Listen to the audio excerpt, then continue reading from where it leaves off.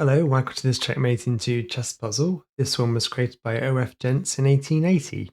Black just has the king on the side, a pawn and a rook left. White has the king, three pawns, the knights, a rook and the queen. It's White's turn. Can you see the checkmate in two for White? Taking the rook with your knight won't get you a mate in two unless Black takes the pawn with their pawn, because then you can move the queen up to get the mate.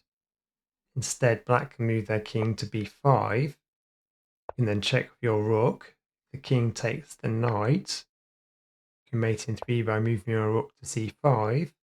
Or if the king moves back to a4, you can take the pawn with your rook to get the mate in 3. And if black moves their king up to a6, you can move the queen to a8 to get just the mate in 3. Moving your king to b2 or a2 won't get you a mate in 2 unless black does something like take the rook with their rook. So then you can move the queen to c6 to get the mate. Black can move the rook out of the way though, and if you advance your pawn, you do a reveal check, then black can move back the rook, then you only get a mate in 3. Moving your queen to a8 is another mate in 3, but not 2, unless black takes the knight with the king, so you can just take the pawn with the queen to get their mate in 2. Black, though, can move the rook up to protect the pawn. You take the rook with your pawn, you can then get the mate in just 3. The rook takes the pawn, you can take back with your rook, and then again the king's forced to take the knight, and again you can just mate in 3, but not 2. Taking the rook with your rook's only a mate in 3. Black king can take the knight.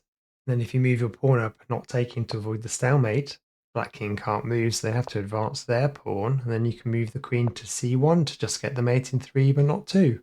Okay, let's have a look at the solution to this one, so pause the video if you need some more time. To get the checkmate in 2 for white, you need to move your queen to d5. If black takes the pawn with their pawn, you can move your queen to a8 to get the checkmate in 2. If black decides to take the pawn with their rook, you can move your queen into b3 to do the checkmate in 2, with the rook being pinned by the other rook. If black takes the rook on h4 with their rook, you can move your queen to a5 to do the checkmate in 2.